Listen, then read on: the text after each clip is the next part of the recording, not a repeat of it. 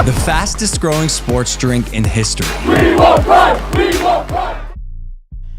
Every huge brand has an origin story, but this one started on YouTube. Two guys, one beef, and a beverage that became more legend than liquid. Welcome to Prime Energy, born from internet drama, ambition, and a plan to flip influencer fame into fizzy sales.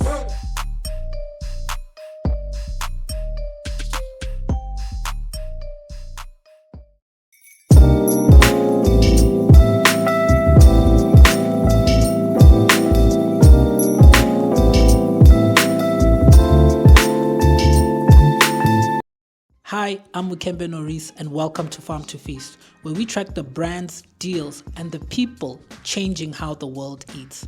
We're a new channel and we hope you can come with us on this journey. So just like, subscribe, and follow us as we give you the business of foods, one bite at a time. Now let's rewind. This is Logan Paul. This is going to be the biggest event in YouTube history, by far, possibly the biggest event on the internet ever. And this guy is KSI. Rival YouTubers who turned their feud into fodder for content.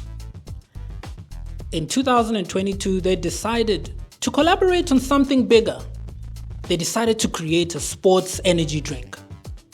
And the idea was no traditional beverage execs, no cold calling distributors, just two creators and their content reactors, all their millions of subscribers and followers. And with one shared belief that if you've got a camera and an audience, then you got a brand. So to start off, they teamed up with manufacturers familiar with private label beverages. Prime's UK operations were run through a private label arrangement with Refresco, a major bottler that adapted its equipment specifically to the brand's bespoke bottle design. Oh, and remember the name Refresco, because we speak about them a little bit more in detail later. So back to Logan Paul and KSI, who tapped into their networks that they built through boxing promotions, gaming, and merch. This product wasn't built in the boardroom. Rather, this was a product conceived from the comment section, tested in clips, and sold via drop culture. Prime was a product born from creative economy DNA. And then it exploded. Drop-based scarcity stoked the hype. Fans camping outside Targets. Bottles flipped for double the price online. It wasn't the calories or lack thereof that sold Prime. It was the vibes. Every influencer unboxed, every meme generated, every gym selfie with a colorful can was another spark. They didn't need ads because every post was an ad. Oh, that's good. Yeah! This is incredible. Keep going. Unfortunately, hype doesn't last forever. Health concerns and discontent occurred. The honeymoon was over and things got real. When Prime started out, they were a sports drink, something you would see kids chug after soccer practice. But then they jumped into the energy drinks game, selling drinks that packed around 200 milligrams of caffeine per can. What's the problem? The branding barely changed. On store shelves, the drink looked almost identical to the sports version. Parents and even pediatricians worried this made it way too easy for kids to end up with highly caffeinated drinks in their hands without anyone realizing it. A lot of parents are having these discussions with their children.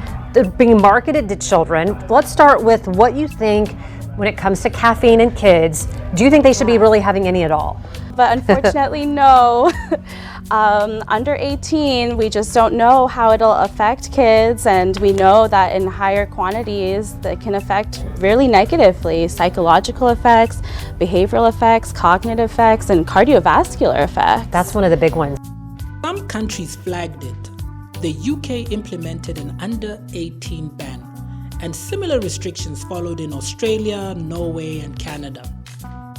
Lawmakers and regulators began weighing in, questioning marketing practices and caffeine content. Buyer and parents beware, because it's a serious health concern for the kids it so feverishly targets. Logan Paul attempted to calm things down. It's an industry standard amount of caffeine. It has 200 milligrams of caffeine, and that's nothing revolutionary or out of the ordinary. It's the same amount as Gatorade's Fast Twitch. It's the same amount as Celsius, and even less, 100 milligrams less than Bang Energy. What we're doing is comparable to every other competitor in the market. This 12-ounce can of Red Bull has 160 calories. The same size can of Prime Energy only has 10 calories. That means you have to drink a Prime Energy this big to consume the same amount of calories as in this Red Bull. Why would you do that to yourself? You wouldn't. Drink Prime. But many felt it lacked a little bit of nuance and empathy. Rather than pausing the hype machine, he leaned into it, and that only intensified the criticism. Oh, and remember Refresco from earlier? They ended up suing Prime, alleging a breach of their multi-million-dollar production agreement, and they're seeking about $68 million in damages. The bottom line, when your product is as flashy as Prime, you can't just wave off rising health concerns. So as it stands now with Prime, I think there's three main problems that we noticed while researching this story. The first one I'd say is questionable partnerships. It's all well and good to start a sports drink company, and they actually had success while they were doing a sports drink company. But then the problem started when they pivoted into the energy drinks. Launching an energy drink to young consumers, which KSI and Logan Paul made up more of their co-following, seemed a little bit tone deaf. And it makes you question whether the right people to start an energy drinks company for their target demographic. And the second category I'd say is ethics and responsibility. With a youthful audience, did they do enough to vet safety? And problem number 3, persona product misalignment. You can't build trust if your audience feels manipulated. Hype can indict interest, yes, and KSI and Logan Paul had a lot of it, and clearly the results showed. But without authenticity, it can't sustain loyalty or a business. As of now, Prime is still on the shelves, barely, but the fever has cooled.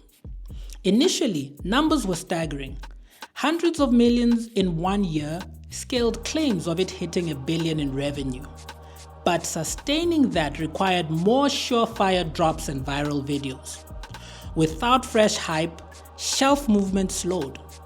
Compared to the early craze, and you see the message is clear. Hype-built brands need plan Bs for brand building. And that's just the story of Prime. Here's the thing. Prime's story is wild, but it carries a lesson. Creator-driven brands are the next frontier, especially in the premium CPG market. They harness fandom, relatability, and speed. But without real authenticity and responsibility, they risk fizzling out, or worse, backlash. If you're building a brand from the creative economy, the secret isn't just hype, it's how you lean into trust. That's where the sustainability lives.